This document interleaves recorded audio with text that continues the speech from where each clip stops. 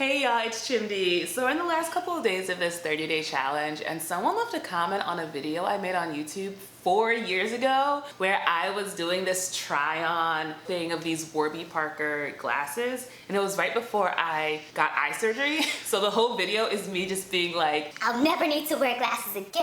and also I'm so beautiful. And it was just really full of like, it was just really punchy, and there was all this editing, and it just had a lot of personality, and I could see the work I put into it and the way I did the different setups and things like that, and it was really entertaining. It was like 6.5 minutes, flew by. I wanted to watch it again, like it ended and I wanted to watch it again. Oh my gosh, this lighting journey I'm on. And I even saw like comments in the comment section saying like, I watched that video again, it was so entertaining. It was just really interesting. Like I was thinking about other videos to make today for these last couple of days, but I just found myself like processing how much I've changed since then and who I've become since then and my relationship to YouTube since then, and why I don't make videos like that anymore. I think I will still make a video that has a lot of personality and has editing and things like that, but it felt different. It felt different. The energy felt different, and yeah, it just made me wonder. I think I also had this idea that my videos maybe just weren't that good, and that's why my views are where they were at. That's where my subscribers were where they were at then. And then looking back and actually seeing examples of these videos I used to make, and also these videos that do have lots of views, right? In comparison to like tens or hundreds of thousands of views, it's not that, but you know, over 1,000 views for a video where I'm just trying on glasses, like that's pretty good, right? It was just interesting because I think it put in perspective where I'm at in my journey, and I wouldn't have the perspective if I hadn't been creating for all of this time. I would just be relying on my memory, which we know we make up a lot of things, and apparently every time we remember something, we're remembering our memory of it, so things get warped over time. So to actually be able to look and see this older version of myself, see how I showed up, you know, see how I did my lighting and my setups, I'm just like, oh, that's definitely a different person. Like, that's definitely a different version of me. I see the seeds of who I've become, but it was just a very interesting anthropological experience. And I think that's one of the benefits of having a YouTube channel is you get to watch yourself grow and change. You can't really ever see yourself unless you're seeing yourself in context, and time gives you that context. And I'm also being with a part of me that wants to recapture that spirit, that energy, that motivation, because it takes energy and motivation to spend the time to do that kind of editing that I was doing. Like looking back, like there were all these music cues and I was like reciting poetry, and it was just this really fun, silly, energetic video. And I really used the way I edited to convey that energy. And I think I had it in my head.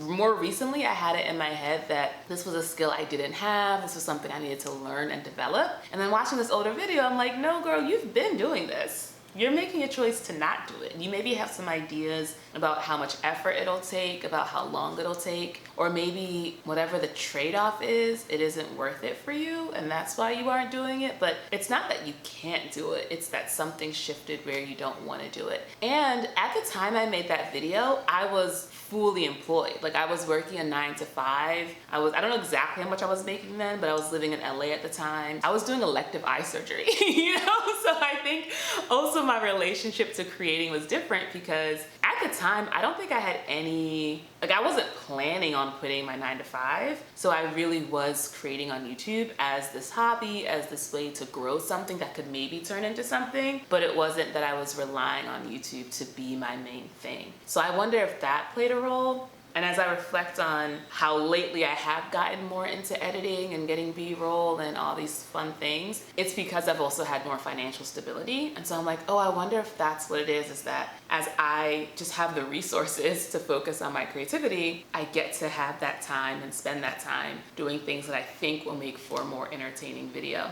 Yeah, it's interesting because I also am like, the more I learn about the reality of relying on sponsorships, for instance, as a creator, you know, just the work of doing outreach and building relationships and all of that stuff, it just feels like it's a different hustle. It's not that it's easy sailing necessarily, it's just a different way you're spending your energy, not that it's without energy. And I think I've been, as a creator, trying to figure out, okay, what's the path where I can make the most amount of money for the least amount of effort? And I think I'm realizing that it's not really about the thing that I'm doing. It's not about the path itself. It's about what do I believe to be true. You know, I was thinking about how one of the videos I can make after this challenge is over is, oh, here are my analytics for 30 days of uploading to YouTube every single day. And let me know if you'd be interested in seeing that video. But there was a part of me that thought, you're just measuring shadows. Like everything that's happening in this external world is just a shadow of some kind of energy shift that you made. And so why would you measure the shadow on the wall when you can just connect directly to your heart and just do the things that you feel called to do? And when I think about that video that I watched, the Warby Parker one, obviously it's been over 4 years, so I don't really fully know where my mindset was at the time, but I don't think it was a stressful thing. I think it was a fun thing. I think I was looking forward to it. I think I had a good time. I don't think I had to effort and strategize. I think I was just like, ooh, this is a video I could put on my channel. I know these videos have done well in the past. I know it's searchable. I'll make it. Hopefully it'll grow my subscribers, etc. Like, I don't think it was so laborious to engage. Final thing I want to reflect on is something. I'm seeing the red light blinking too for the battery.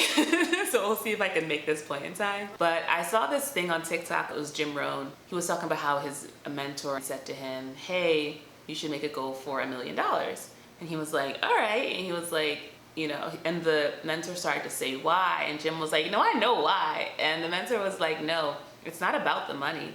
It's about the person you're going to become as a result of setting that goal. Like, it's going to call you to rise and to do all of these things, and setting the goal sort of forces that. And I feel like that's exactly what this 30-day challenge has been. It's sort of forced me to like do a lot of inner work so that I could be the person who could be this consistent. And that itself is a gift. It is a blessing. And part of what it forced me to do was be okay with just showing up and talking and sharing, and not hiding behind the glitz and the glam of fancy editing. Really just saying, I have this point to make. I'm gonna come on here, I'm gonna say it. If it resonates with people, awesome. If not, I'll be back again tomorrow and we're gonna try again the next day. So I feel really grateful for that experience. So with that, I'm gonna sign off. Thank you for hanging out with me for these 30 days. I think I'm gonna upload this tomorrow, so we'll have one more video to go for this challenge. I think that'll be on Christmas, which is really cool. Say hi in the comments. Thank you, Patreon people. And if you want one-on-one support showing up consistently and authentically as a YouTube creator, you can put some time on my calendar. Bye.